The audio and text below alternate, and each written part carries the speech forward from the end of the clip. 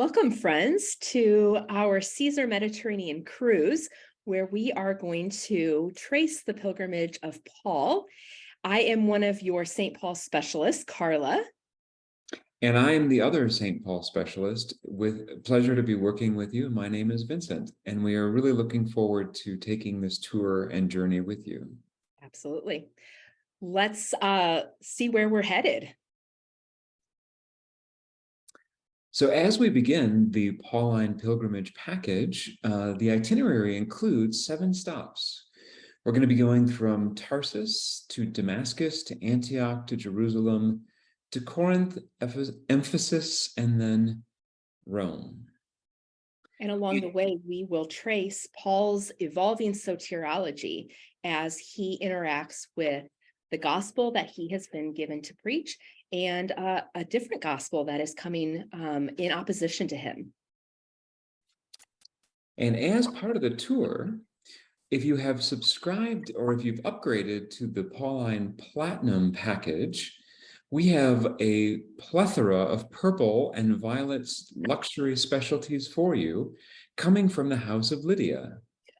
I love this. And of course, Lydia is one of the very interesting people that Paul met along his pilgrimage in the city of Philippi. So we're excited to have some of her wonderful, lovely goods accompany us. Yes, we are. And even though we won't be stopping in Philippi, we will be passing by it when we go from Corinth to Ephesus. I hope that we can see her from the ship deck. Me too. As we begin our journey, what we want to keep in mind is the actual route of St. Paul during his lifetime. And most of what we're going to be presenting in terms of the inspiration for our trip comes from the book of Acts as we map out these missionary journeys of Paul through his many years, from his birth in Tarsus through his final death and execution in Rome. And we can see here that he has traveled widely across the Roman Empire during about 30-year time span. So when we begin this journey, we have kind of simplified the trip so that we're going to be focusing on these 7 sites. We're going to start in Tarsus, and then we'll move to Damascus, where he is converted and has a conversion experience, and then where he goes from there to Antioch for really Asia Minor for the first part of his missionary journeys. And that will take us then to Jerusalem, where he goes for the Jerusalem Council, and then to his late missionary activities in Greece and Turkey, and then off to Rome as our final stop. I'm excited to walk this path and pilgrimage. So let's jump right in. Let's talk about Paul and where he's from. Sure. Yeah, Paul was probably born in Tarsus, which was a Greek city, very metropolitan, very Hellenistic. And it probably was here where Paul began his journey as a universalist in the Jewish faith, had this idea of all people being welcome to come to God. And so Tarsus is where his life begins. He probably spent some time being educated in Jerusalem as a Pharisee. And so this is the starting point of Paul's life. And as we know, and as you've just kind of attested, one of the things that's really unique in his own journey is his role in the Jewish faith as someone who was educated and as a leader of a Pharisee himself. And it was his ability to speak both Hebrew and Greek, which opened so many opportunities for him, as we'll see in this coming journey. That's right. And often, I think when we think of Paul, we think of images like this. This is an oil painting by Valentin de Borgne from the 16th century, 15th, 16th century. And when we think of him, we often think of him as writing and all of his letters and epistles, because it's really through those letters and through the body of literature that he amassed and was collected in the New Testament that we know him best. And so as we go through this journey, we're going to be looking also at some interesting related artwork and some archaeological or architectural sites that commemorate representations of him and how the early communities may have understood Paul. Good. Next up is is Damascus. And Vincent, what happens to Paul in Damascus? Why is Damascus significant for him? Well, Damascus is really significant because, of course, this is where Paul has his vision, right? And this is where, in fact, Paul has his conversion experience. But the real question that, just boggles my mind is whether or not Paul was actually knocked off of a horse. Interesting. What an interesting question to contemplate. And you know what prompts that question for me? Do tell. Is art history. Art history, yes. Art history. We often see Paul, as we see in these are two famous paintings by Caravaggio, a Baroque painter. And we're going to see this one that is on the right. We will see when we get to Rome in Santa Maria del Popolo, where it hangs permanently. But often in these images, we see, for dramatic effect, of course, Paul being knocked off a horse. And so the real question I throw out to our audience and to our fellow travelers is, was there really a horse involved?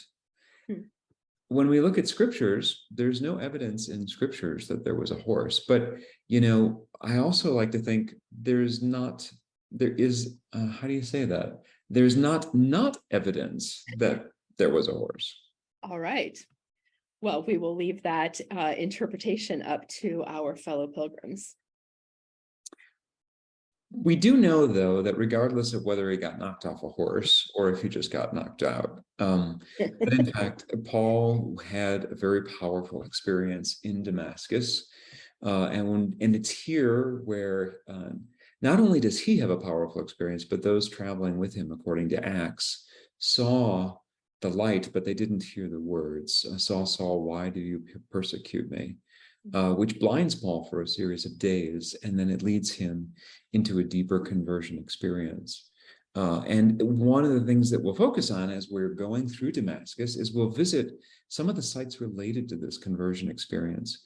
The chapel of Saint Ananias, this image you see on your right is in fact today a small chapel, and it is believed to be built over the home of Ananias. Ananias is the one who baptizes Paul. And there's evidence, archaeological evidence from excavations that a chapel did exist here from as early as the 5th or 6th century. So the Christian community commemorates and remembers Paul in that way here. But then one of the other things we'll see in relationship to this is, what's that great story of Paul being thrown over a wall in a basket? Oh, yeah. As if being blinded on the road to Damascus wasn't enough, he then makes this very dramatic exit out of Damascus. He had been in the city for about 3 years, and he became aware of a plot at the end of his time there to kill him. And so some of his disciples heard about this, and they actually put Paul in a basket and dropped him over the side of the wall of Damascus. And Paul was able to escape with his life. And that enables him to move on to our next port of call, which is Antioch. What happens in Antioch? What happens in Antioch? Well, Paul really is kind of based out of Antioch, the church in Antioch, for about 14 years. And it's from here that he travels and makes some of his first stops throughout the Roman Empire. Antioch is the church where the believers there are first referred to as Christians. And it is here that Paul really solidifies the gospel that he has been given to preach. And he's very universal in his approach, in his soteriology, that anyone who wants to come to Christ after hearing the gospel that he preaches is certainly welcome to. And Gentiles definitely respond to his gospel in faith. And so Antioch becomes this very vibrant, healthy, growing church. And it's interesting this notion of the universal soteriology, because really Paul Paul, as we just saw during his conversion, who was a persecutor and a murderer of many of the early Christians, including Stephen, like he witnesses that, right? And now he does this almost like complete reversal where he realizes through this missionary activity that this call that he is perpetuating or announcing is for more than just the Jewish world, right? Right. So Which while Paul is preaching a very universal salvation, the church back in Jerusalem is hearing about Paul's efforts and the work that he is doing. And there rises a conflict. And this is going to lead us into our next port of call, which is Jerusalem. But some of the Jewish believers from Jerusalem heard about this universal, inclusive, so salvation that Paul was preaching, and they came and they wanted to make sure that these Gentiles were also undergoing the rite of circumcision, which was attached to their Jewish understanding of salvation. So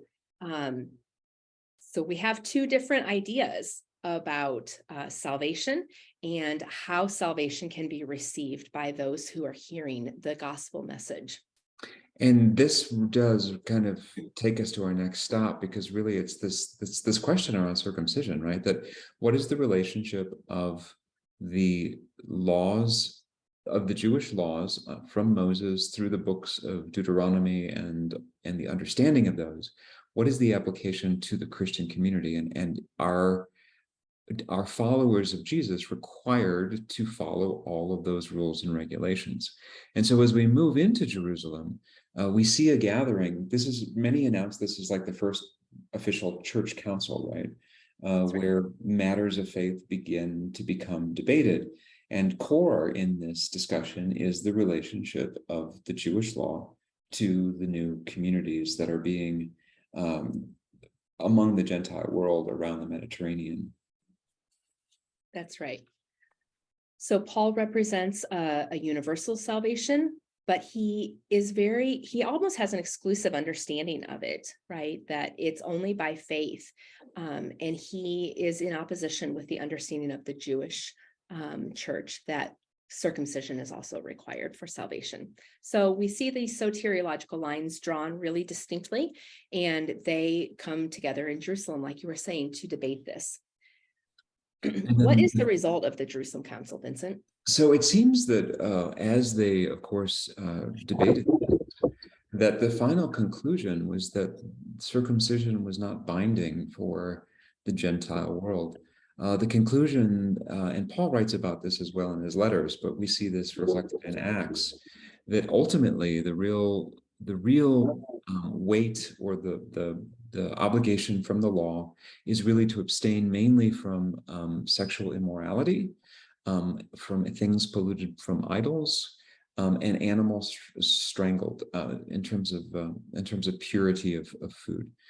So we don't see the strict observations that were required of the Jewish community placed onto the Gentiles. Okay. And so as we move then from Jerusalem, another little thing we're going to see for fun for those Episcopalians on the trip, is we're going to visit St. Paul's Arab Episcopalian Church, which is part of the Diocese of Jerusalem. This Episcopal Church was founded in the Middle East in 1873 with the support of the Church Missionary Society of England. So anyone who's on this journey, who's taken other history classes, the history of Christianity, might be familiar with the Church Missionary Society. And so we'll look forward to seeing this on our time in Jerusalem. I'm looking forward to that. So our next stop is Corinth. What are we going to focus on here in Corinth? Yeah, well, it's while Paul is at Corinth, establishing the church in Corinth, that he writes a letter back to the church at Galatia, where he had been. And he hears of this debate that he refers to as the Antioch incident. So the Antioch incident, after the Jerusalem Council, Peter had come to Antioch and was enjoying mixed fellowship with Jews and Gentiles. And then very soon after that, some Jews came from Jerusalem to check up on this. And Peter kind of did this about face. and began acting more like a Jew and shunning the Gentiles. Paul was just kind of aghast and called him out on this. But he's writing to the Galatians here because they too have turned aside from the gospel that Paul had preached to them that they had received. And now they too, because of Peter's influence, and even Barnabas was led astray by Peter's behavior, that the Galatians had started to add circumcision back to their idea of salvation. And Paul is calling that out. And the soteriology here this is a great example where we start to see that tension between a more universal understanding and a more particular or maybe exclusionary. And this is one of those unfortunate moments for Peter, right, where we see him pivot because of sort of social comfort or social perhaps obligations with the community who visit him while he's in Antioch or traveling through Asia Minor. And so this sort of conflict in many ways, or this sort of tension in the relationship between Peter and Paul seems like it fosters perhaps fosters Paul's own development with his understanding of soteriology and salvation. Yeah. One little aside, if you have subscribed to the Platinum Pauline package, one of the surprises you will receive when we get to Corinth is we'll be doing local wine tastings paired with local culinary specialties at this port. And there is a wonderful Napa Valley Rutherford blend, the Corinthian blend, which you will receive a case of for your duration of the trip. Lovely. I'm so glad that I upgraded to the Platinum package. I'm excited about this. Me too. Me too. Where are we going next? Well, Ephesus is where Paul writes to the Corinthian church, where he has just been. And the Corinthian church had several issues that Paul wanted to address. And one of them was that he had heard that a different gospel was again being preached, a different Jesus, a different spirit. And so Paul is writing to address that. He is very, very open to everyone coming to Christ, but he wants it to be the gospel that he himself has received from who he believes is from Jesus himself, and not this gospel of circumcision. So he's still holding this very exclusionary perspective on his understanding of salvation. And so this letter that he writes from Ephesus to the Corinthians is hoping to correct that and call those Corinthian believers back to the gospel that they had received from him. And this seems to be a pattern for Paul, doesn't it? That typically, because it's almost as a pastor or as a missionary, he's really concerned about the faith life and the evolution of the communities that he's building. And so in this particular wood graving from the 1800s, the artist of whom is unknown, we show this because this is kind of typical that, where Paul, he had just been in Corinth and he's writing back to them. In this particular depiction, we see him writing a letter to the Ephesians. Ephesus, which we're visiting at this stop, is actually a place where Paul has been multiple times. He, in fact, has, in his travels of Asia Minor, has gone through Ephesus many times. And so this is kind of just a depiction of his kind of characteristic and quality. Yeah. And as you just summarized, as he was writing back to the Corinthians about concerns he had while he was in Ephesus. The other thing we will see in Ephesus is this is one of the first depictions of Paul in iconography that exists. We're going to stop by and see this. These early frescoes, these were discovered in 1906 by Karl Harold of the Austrian Archaeological Institute. It's believed they were actually unearthed a little earlier than that in 1892, but this is the rediscovery. And what's interesting about these in terms of our discussion, Karla, I think about inclusivity, is that in these frescoes, we see the Virgin Mary, and we also see, and I'm never quite sure how you pronounce her name, Saint Thecla, is that correct? Sure. So we see the inclusion of women in the early churches, dating back from this period in Ephesus, and of course this is in the second or third century that we're looking at. I love that. Then from here, we kind of go back to our final leg of the tour. Yeah. We're going to head off to Rome, but we don't get to Rome directly because Paul is, because again, he's really concerned about previous communities, but he's also really concerned about, in his own soteriology, the idea of reconciliation, right, Karla? That's right. And as a token of that reconciliation that he desires, he has collected an offering from the various churches that he has established, and he wants to bring a collection to the Jerusalem church. And so that is the purpose for his Jerusalem trip here. But he is going to end up in Rome. It's in Jerusalem that he's going to be arrested. He'll appeal to Caesar to hear his case before a Roman tribunal, and that will set him on that final leg of his life's journey, which will take him to Rome, and he'll end his life will end in Rome, of course.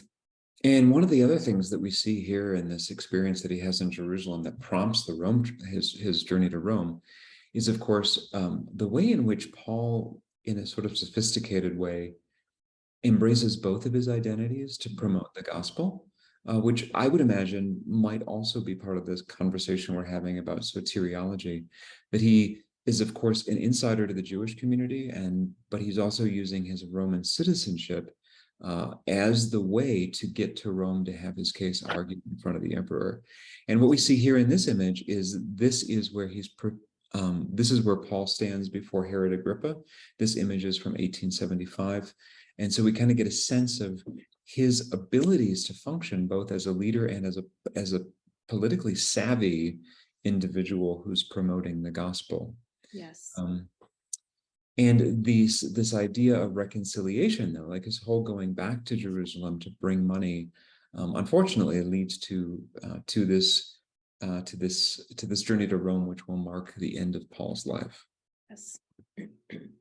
When we get to Rome, we see here, this is a famous image by Rembrandt, Paul in prison. And again, we see sort of the scribe Paul writing. And when we get to Rome, the other real presence we're going to run into, especially in the 21st century, is this relationship between Peter and Paul.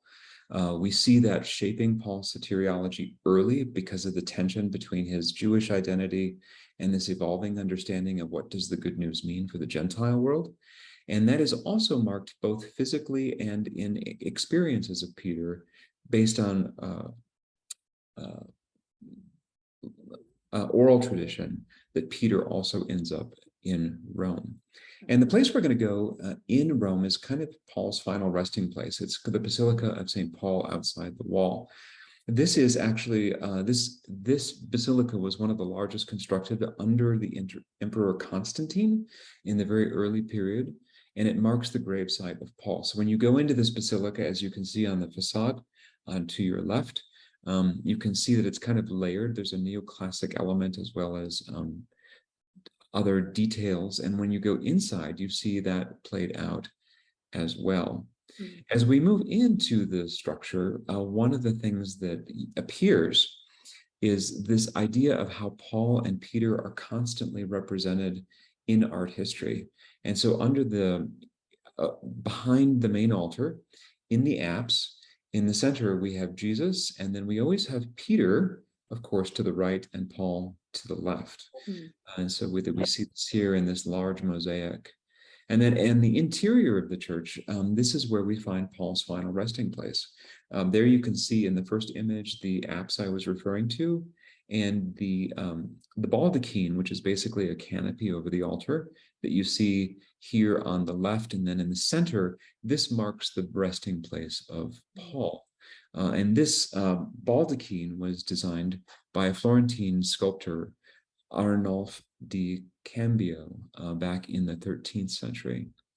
And if you visit this site, as we will, this is his supposed final resting place. And it includes also a relic of his chains from the time of his time of slavery. But this gravesite was marked from the 1st and 2nd century. So this basilica complex evolved over multiple decades after his passing. But when we reflect on the final Paul, I think, Karla, as we were talking, this is where we really find the fulfillment of some of his late thinking, right, in terms of his theological journey. Yeah, by the time he reaches this end point of his life, the opposition that he has come up against throughout his ministry of others preaching a different gospel than his, Paul finally seems to be able to kind of release that. And here in Philippians, he says, what does it matter? It only matters that Christ is proclaimed. So he releases that exclusionary stance and hold that he has on his theological understanding of salvation, and he embraces a more inclusive perspective. And so he really does love Jesus, he loves the church, and he loves God's people, and he wants them to be known in that love. So I think that's really beautiful to see his passion and his zeal do the work that he has been called to do, but then how it yields and softens to love as the most powerful power in his life. And these two books, Romans and Philippians, are believed to be some of his final works, aren't they? That's right. So even as you read through Paul's letters in the New Testament, if you read them in what seems to be the chronological order, you can see this evolving understanding and perspective that Paul has. Well, we want to thank all of you for journeying with us. Hopefully, you've enjoyed this journey through not only the Mediterranean world with the architecture and art, but through Paul's theological evolution as he kind of grows in his understanding of what the good news means for a wider, more universal audience. Thank you so much for being my co-specialist in St. Paul, and thank you all for journeying with us. It's been a pleasure to have you. Thank you, Karla, and thank you to all of you who came along with us. And look for future tours where in our next feature, we might follow in the footsteps of St. Peter. Won't that be exciting? That will be exciting. And as you conclude your reflections on your journey, we'd like to provide you with a few reflection questions to help you investigate and think about this evolution we see in Paul's theology as represented in the New Testament letters. And what does that mean for yourself and for our Christian communities today? Thank you. Thank you.